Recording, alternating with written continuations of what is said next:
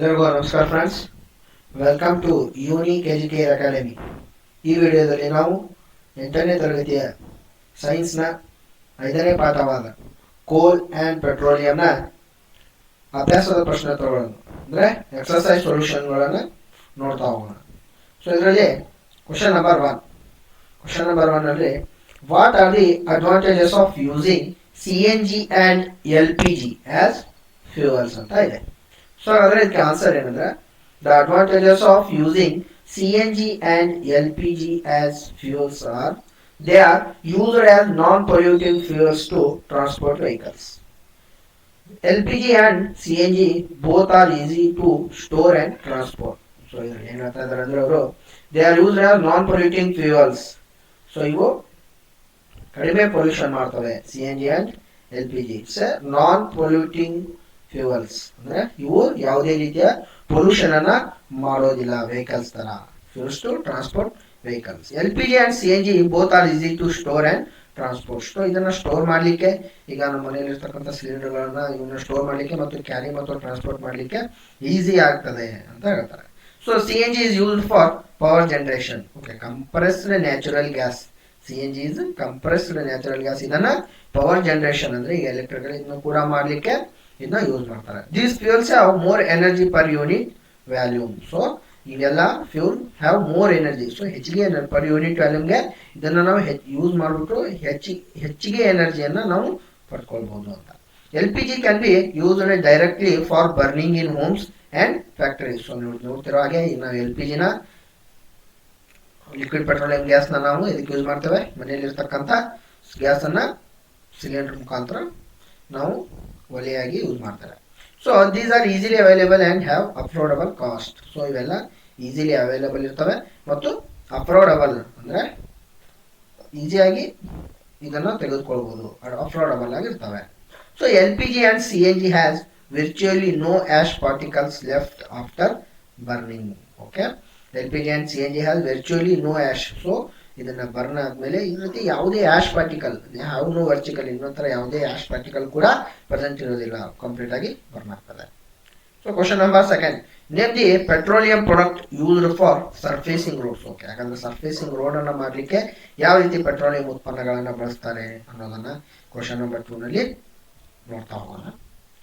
Okay, bitumen is the petroleum product used for surfacing road. Okay, bitumen ಅನ್ನೋ is also petroleum product. It is used for the surfacing the road. Surfacing road ಮೇಲೆ bitumen ಅನ್ನು use ಮಾಡ್ತಾರೆ. Question number 3, describe how coal is formed from dead vegetation. What is the process is called. Okay, describe how coal ಯಾವ ರೀತಿ form ಆಗ್ತದೆ from dead vegetation ಇಂದ, ಇದನ್ನ ಈ process ಏನಂತಾರೆ ಅಂತ ಇಲ್ಲಿ ನೋಡೋಣ. Okay, answer number 3. About 300 million years ago, the earth had dense forest in low-lying wetland areas. Due to a natural process like flooding, these forests got buried under the soil. As more soil deposited over them, they were compressed. The temperature also rose as they sank deeper and deeper. Under high pressure and high temperature, dead plants got slowly converted to coal. Okay, ಈಗೇನ 300 ದಶಲಕ್ಷ ವರ್ಷಗಳ ಹಿಂದೆ ಅರ್ಥನ ಈಗ ಅನೇಕ ರೀತಿಯ ಅರಣ್ಯಗಳನ್ನ ಆವರಿಸ್ಕೊಂಡಿರ್ತದೆ. So ಅದರಲ್ಲಿ ಇದೊಂಥರ natural process ಆಗಿ ಯಾವುದೇ ರೀತಿಯ ಸುನಾಮಿ ಬಂದು ಅಥವಾ ಯಾವುದೇ ರೀತಿಯ ಫ್ಲಡ್ ಬಂದ್ಬಿಟ್ಟು the forest got buried under the soil. So forest ಮಣ್ಣಿನ ಒಳಗೆ ಹೋಗಿರ್ತದೆ. ಇಲ್ಲಿ ಬರಿ ಅಂದ್ರೆ ಸುಟ್ಟು ಹೋಗಿರ್ತದೆ, ಮಣ್ಣಿನ ಒಳಗೆ ಹೋಗಿ ಸುಟ್ಟು. As more soil deposit over them, ಅಲ್ಲಿ ಮೇಲಿರ್ತಕ್ಕಂಥ ಅನೇಕ ಮಣ್ಣು ಅದರ ಮೇಲೆ ಮುಚ್ಚೋದ್ರಿಂದ ದೇ ವೇರ್ ಕಂಪ್ರೆಸ್ಡ್. ಓಕೆ, ಯಾವುದು ಹತ್ತಿಕ್ಕುವುದು. ಸೊ ಇದನ್ನ ಹತ್ತಿಕ್ಕಿರ್ತದೆ. So the temperature also rose as they sank deeper and deeper under the high pressure. So ಅದು ಯಾವ ರೀತಿ ನಾವು ಮಣ್ಣಿನೊಳಗೆ ಅದನ್ನು ಹತ್ತಿಕೊಳ್ಳೋದ್ರಿಂದ ಅಲ್ಲಿ ಟೆಂಪರೇಚರ್ ಹೈ ಆಗ್ತಾ ಹೋಗ್ತದೆ ಮತ್ತು under the high pressure and high temperature ಕೂಡ ಹೆಚ್ಚಿಗೆ ಮತ್ತು ಪ್ರೆಷರ್ ಕೂಡ ಹೆಚ್ಚಿಗೆ ಆಗಿರೋದ್ರಿಂದ dead plants got slowly converted to coil. So ಅಲ್ಲಿರ್ತಕ್ಕಂಥ ಮೇಲಿದ್ದು ಏನು ಮರ ಗಿಡಗಳು ಕೆಳಗೆ ಹೋಗಿರ್ತವೆ, ಸೊ ಅವೆಲ್ಲ ಕೋಲ್ ಆಗಿ ಅಂದ್ರೆ ಕಲ್ಲಿದ್ದಲಾಗಿ ಕನ್ವರ್ಟ್ ಆಗಿದ್ದಾವೆ. As coal contains mainly carbon, the slow process conversion of dead vegetation into coal is called carbonisation. So ಇಲ್ಲಿ ಏನಂತಂದ್ರೆ as coal contains mainly carbon, ಇದು ಮೇನ್ ಕಾರ್ಬನ್ ಅನ್ನ ತಗೊಂಡಿರ್ತದೆ. ದ ಸ್ಲೋ ಪ್ರೊಸೆಸ್ ಅಂದ್ರೆ ಕನ್ವರ್ಷನ್ ಆಫ್ ಡೆಡ್ ವೇಸ್ಟ್, ಒಂದು dead vegetation ಅನ್ನ ಅಂದ್ರೆ ಈ ಫಾರೆಸ್ಟ್ ಅನ್ನ ಅನೇಕ ಹಿಂದಿನ ವರ್ಷಗಳನ್ನ ಫಾರೆಸ್ಟ್ ಅನ್ನ ಕೋಲ್ ಆಗಿ ಕನ್ವರ್ಟ್ ಮಾಡಿರ್ತಕ್ಕಂಥ ಪ್ರೊಸೆಸ್ ಅನ್ನ ನಾವು ಏನಂತ ಕರಿತೀವಿ, ದಿ ಕಾರ್ಬನೈಸೇಷನ್ ಅಂತ ಕರಿತೀವಿ.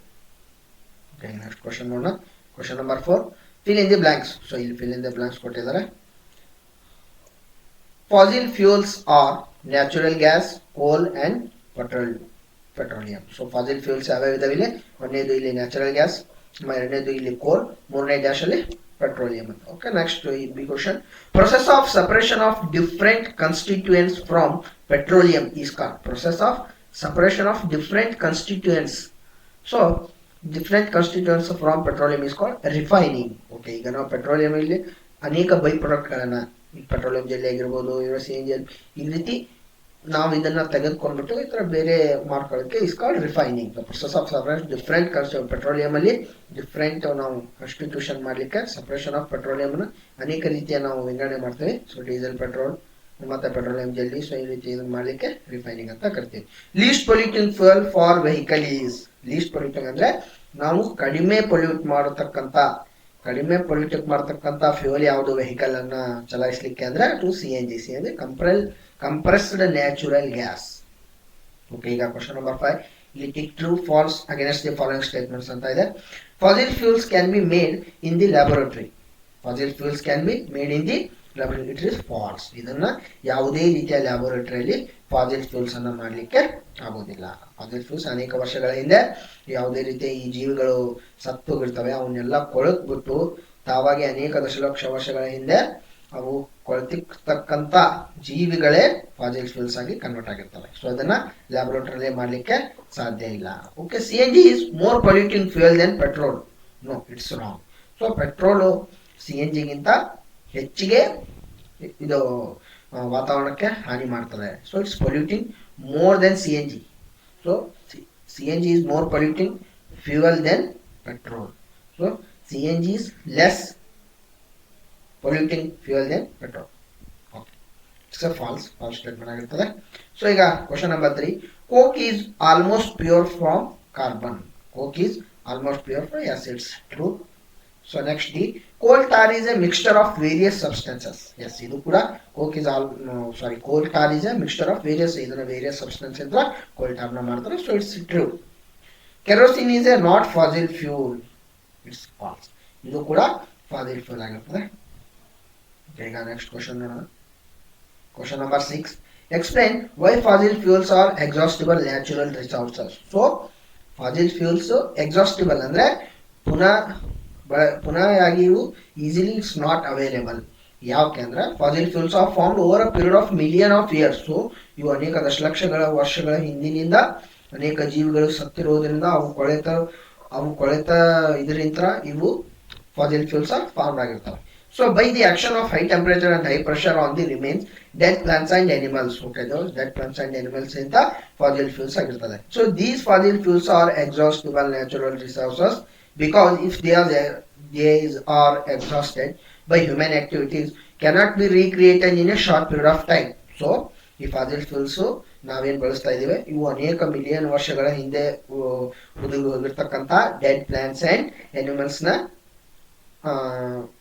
ಫಾಸಿಲ್ ಫ್ಯೂಲ್ಸ್ ಆಗಿರ್ತವೆ. ಸೊ ಆದ್ರಿಂದ ನಾವೇನಾದ್ರೂ ಇದನ್ನ ಈಸಿಲಿ ಶಾರ್ಟ್ ಪೀರಿಯಡ್ ಟೈಮ್ ಅಲ್ಲಿ ಯಾವುದೇ ಜೀವಿ ಸಾಯೋದಿಲ್ಲ, ಕೊಳೆಯೋದಿಲ್ಲ ಮತ್ತು ಇದು ಈಸಿಲಿ ಫಾಸಿಲ್ ಫ್ಯೂಲ್ ಆಗಿ ಕನ್ವರ್ಟ್ ಆಗೋದಿಲ್ಲ.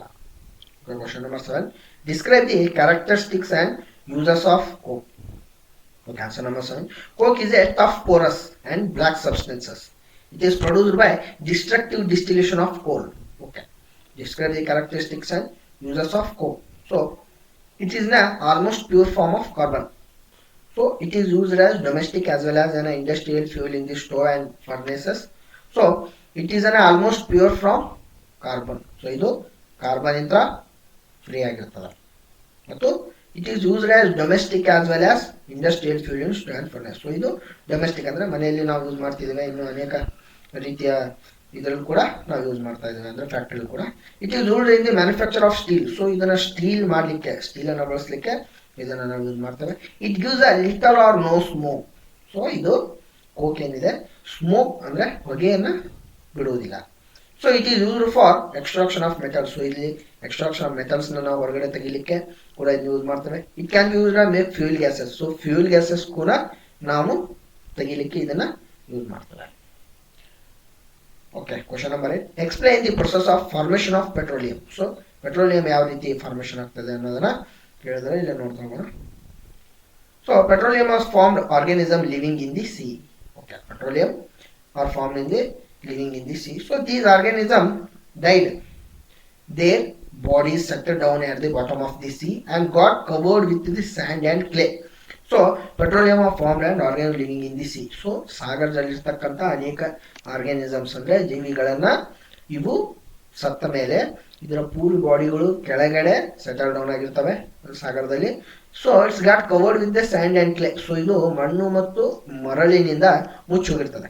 So the absence of air, high pressure and high temperature. So ಇಲ್ಲಿ ಅನೇಕ ನಾವು ಸಾಗರದ ಕೆಳಗಡೆ ಹೋಗ್ತಾ ಅಬ್ಸೆನ್ಸ್ ಆಫ್ ಏರ್ ಬರ್ತದೆ. ಸೊ ಇಲ್ಲಿ ಗಾಳಿ ಇರುವುದಿಲ್ಲ. ಸೊ ಇದರ ಈ ವಾತಾವರಣದಲ್ಲಿ high pressure and high temperature for over million of years. So ಇದು ಕೂಡ ಫಾಸಿಲ್ ಫ್ಯೂಯಲ್ ಆಗಿರೋದ್ರಿಂದ ಅನೇಕ ವರ್ಷಗಳ ಹಿಂದೆ ಇದನ್ನ ನಾವು ಹೈ ಪ್ರೆಷರ್ ಮತ್ತು ಹೈ ಟೆಂಪರೇಚರ್ ಅಲ್ಲಿ ಇದನ್ನ ಟ್ರಾನ್ಸ್ಫಾರ್ಮ್ ಆಗ್ಬಿಟ್ಟು ಡೆಡ್ ಆರ್ಗಾನಿಸಮ್ಸ್. ಸೊ ಇದು fossil fuel into petroleum and natural gas ಆಗಿ ಕನ್ವರ್ಟ್ ಆಗಿರ್ತದೆ. The petroleum deposits are usually found mixed with salt water. So ಇದು ಇಲ್ಲಿ ಸಾಗರದಲ್ಲಿ ಉಪ್ಪು ಇರೋದ್ರಿಂದ ಸೊ ಇದು ಪೆಟ್ರೋಲಿಯಂ ಪ್ರಾಡಕ್ಟ್ ಯಾವಾಗಲೂ ಉಪ್ಪಿನಿಂದ ಮಿಕ್ಸ್ ಆಗಿ ಹೊರಗಡೆ ಬರ್ತದೆ. The petroleum is lighter than salt water and hence flows over it. The petroleum is lighter than salt water. So ಇಲ್ಲಿ ಸಾಲ್ಟ್ ವಾಟರ್ಗಿಂತ ಹಗುರವಾಗಿ ಪೆಟ್ರೋಲಿಯಂ ಇರ್ತದೆ. So and hence flows over it. So salt water ಕೆಳಗಡೆ ಬಂದ್ಬಿಟ್ಟು petroleum ಏನಿರ್ತದೆ ಅದು ಮೇಲೆ ಬರ್ತದೆ. So ಈ ರೀತಿ ರಿಫೈನಿಂಗ್ ಮಾಡ್ತಾರೆ. Question number 9. The following table shows the power of shortage in India from 1991 to 1997. Show the data in the form of graph, plot shortage percentage for the years of y-axis and year on the x-axis. So ಇದು power shortage ಅಂದ್ರೆ ಇಂಧನ ಕಡಿಮೆ ಯಾವ ರೀತಿ ಆಗಿದೆ ಅನ್ನೋದನ್ನ ನೋಡ್ತಾ ಇದ್ದೀವಿ ನಾವು ಇಲ್ಲಿ. ಸೊ ಇದನ್ನ ನಾವು in the form of graph. So in the form of graph ನಾವು ಎಕ್ಸ್ ಆಕ್ಸಿಸ್ ಮತ್ತೆ ವೈ ಆಕ್ಸಿಸ್ ಮಾಡಿಬಿಟ್ಟು ನೋಡ್ಬೇಕಾಗ್ತದೆ. ಸೊ ಕೆಲವಷ್ಟು ಈ ಗ್ರಾಫ್ ಅನ್ನ ಇಲ್ಲಿ ಮಾಡಿದ್ದಾರೆ. ಸೊ ಇದನ್ನ ನಿಮ್ಗೆ ತೋರಿಸ್ತೀನಿ. ಈ ರೀತಿ ನೀವು ನೋಡ್ಬೋದು.